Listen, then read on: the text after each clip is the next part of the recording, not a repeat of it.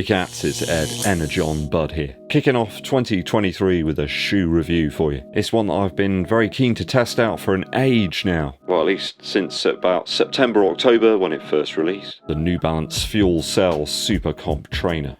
Only just about fits on the screen, it's that big. Super compressive for sure, but is that a good thing? Let's get to it.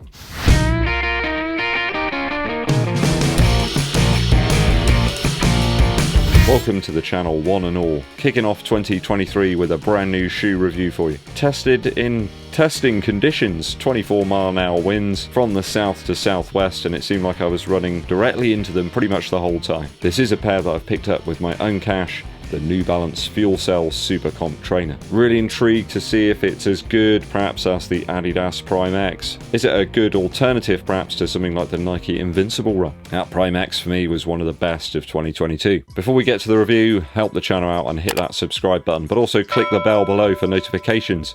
It really helps us out too if you give this video a thumbs up like and share the video with your running buddies. Hit us up with a super thanks too if this review was helpful. In my UK 11.5, US 12, we have approximately 48mm in the heel of the shoe. There's around about 38mm in the forefoot too. Makes for a slightly amplified drop of around 10mm. New Balance reckon it should be about 8, but they do suggest that there are some manufacturing tolerances across the sizes, so that could account for the change. It's not quite the 56mm of stack that we have in the heel of the Adidas Primex, but it's certainly on the pretty large side. About 12.6 centimeters of width in the widest part here in the mid to forefoot, and about 10.3 centimeters here in the heel. So it's a slightly wider landing platform here in the SuperComp Trainer than we get in the Primex.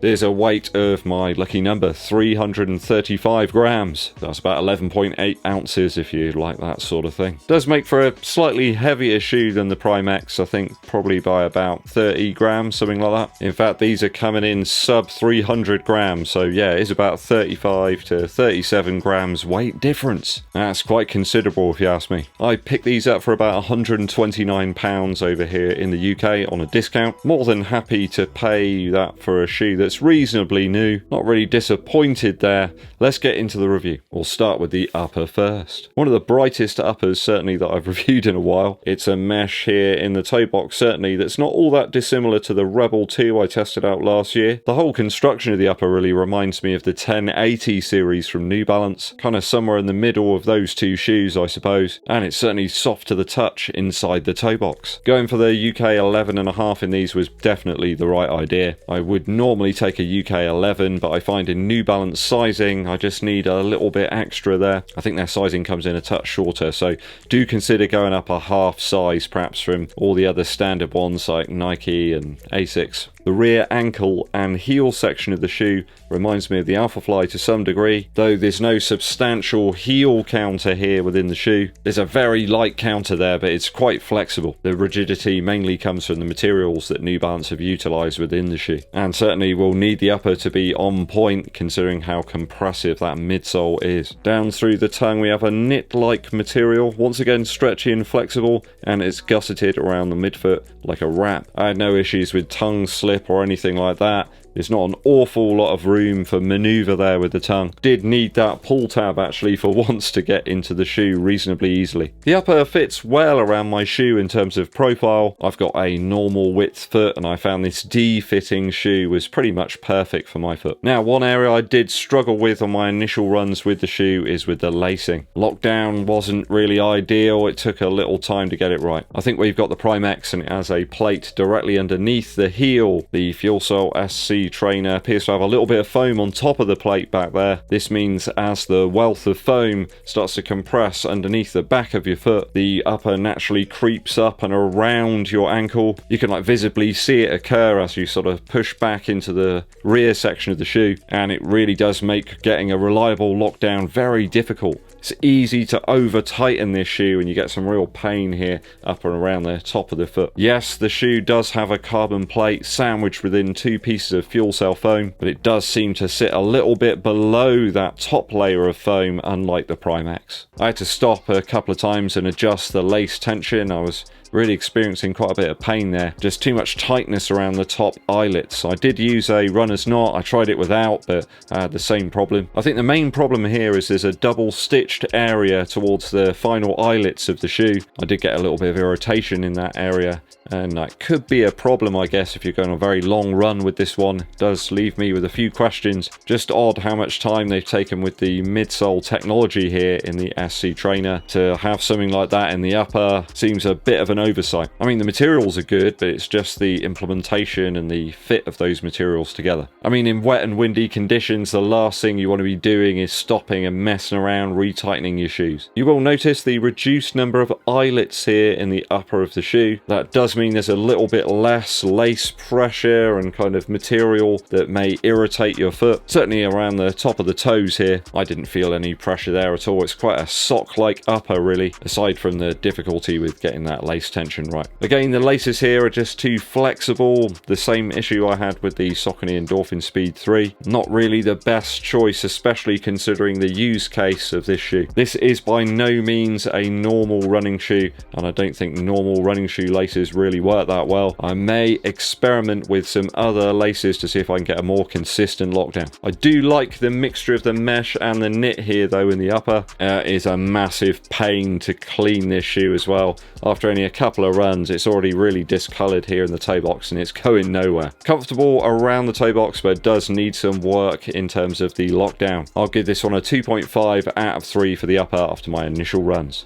Midsole. Midsole now. It's certainly a big boy here in the midsole. Lots of height and width here. It certainly seems to be different, though, this fuel cell material. It's a bit more textured on the outside, whether New Balance have applied some sort of extra layer or something to try and improve the durability. It feels very much like the stuff that I found in the SC Pacer last year. The cushion here is substantial, though I've got to say I don't find it anywhere near as nimble or propulsive as the Primex from Adidas. The shoe does roll you forward there with that carbon plate, but I wouldn't suggest it's very prominent. Like I said, there's 37 grams of additional weight on top from the Primex in this shoe. I think the plate's mainly there to give some stabilization to the ride. Without it, it would just be a squashy mess. I've always thought that Adidas included those rods and the blades there to really stabilize that mid to forefoot push. It's there to enhance the ride, and that is missing a little bit for me here in the SC Trainer. Now, the shoe is a more natural ride here. It's certainly more stable than the Primex. I found it to be almost effortless, really. It's sort of steady to easy pace, around about 8 minutes 15 per mile. That was in some nasty blustery conditions too. Another thing with this shoe in terms of foot strike, I found it to be very forgiving.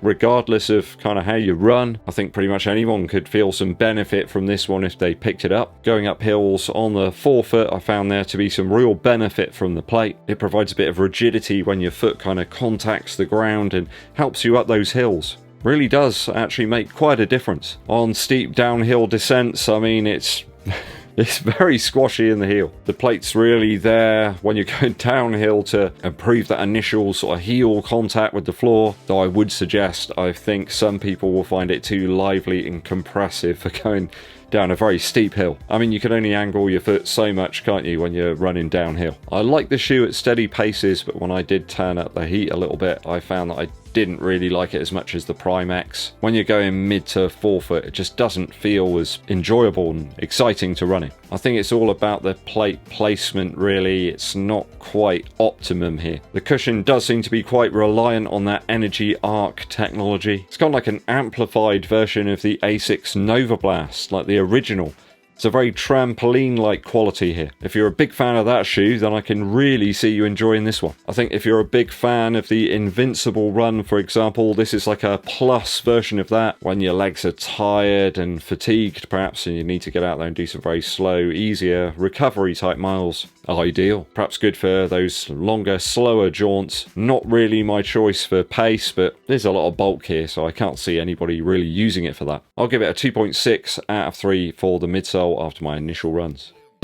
Outsole now. Gotta say, I'm really impressed with the coverage of rubber here on this New Balance shoe. That was a real big letdown in the SC Pacer from last year. I experienced some really great grip on some debris-laden, encrusted paths. There's just a lot more rubber here to make contact with the floor, and I found that the traction was much improved. I think the positioning of the rubber pieces here, the way they go so far back towards the rear of the shoe, really does help. I think it could provide some reasonable longevity and durability. Though I am seeing already typical fraying of that fuel cell material. It's always where the foam sections join up with the rubber.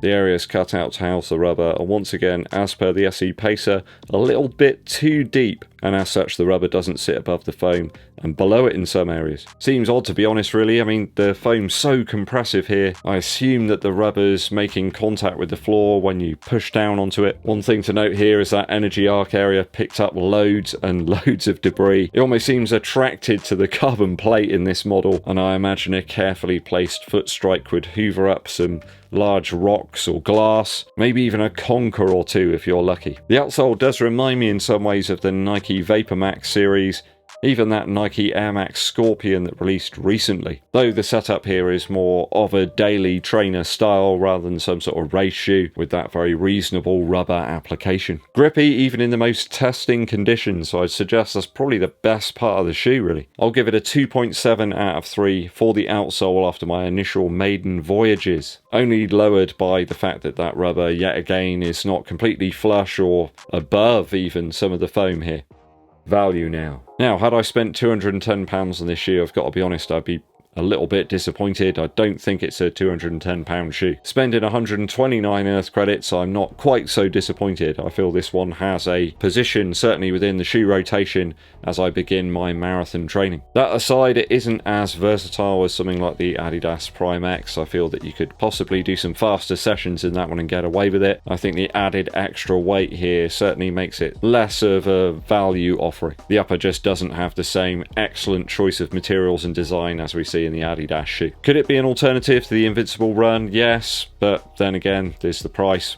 You're going to have to try and pick it up on a discount. Comparable in terms of midsole grip to all of those other shoes, but only time will tell if the durability is up there. At £129, I'm happy with my purchase this time round. There's a couple of little issues here and there, but I can try and straighten those out. I think some tinkering with the laces and appropriate sock selection should sort it. At a discount, I think it's a worthy cushioned cruiser, and it's a well-built model straight out the box, no shoddy glue marks or anything like that. Still quite excited to get some more miles into this one really, certainly to see what the fatigue lessening properties are like. Though at the price I paid for, I think I'd probably give it about a 2.5 out of 3 for value. Heavier weight and less versatile, more really an Invincible Run competitor than perhaps something that matches up against the Primex. If I've totaled the scores up correctly, that gives us a 10.3 out of 12 after my initial runs for the Fuel Cell SC Trainer.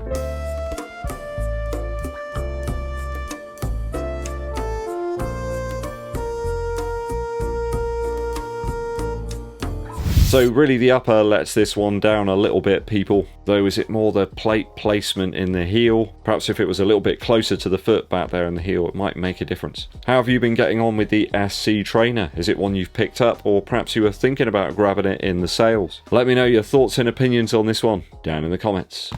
Musical interlude time for you. Quick one today, a fantastic mini EP from Bernard Butler. He did some performances at Rough Trade last year and he's put them all together. There's about 6 tracks in total. Also like older tunes from his very first album, or at least from some B-sides as well. There's a fantastic track called My Domain. A couple of singles he released as well, Not Alone and Stay. There's a beautiful track called In Vain as well. Not a lot of people know about that one, which was on his first album, People Move On. I think there's been a limited release of this on vinyl, so look around, maybe you'll be able to pick it up. Really great guitar player, Bernard Butler, one of the most underrated guitar players in Britain, in the world actually. Has a really beautiful style. It mixes together like all sorts of different guitar playing styles together, makes his own very unique, characterful sort of style, very emotional sort of player, and his voice has aged like a fine wine as well. There's a little bit more depth to it these days as he's got a little older. Go and check this one out, guys. Live at Rough Trade East by Bernard Butler. Thanks for tuning in, people. I hope you enjoyed today's video.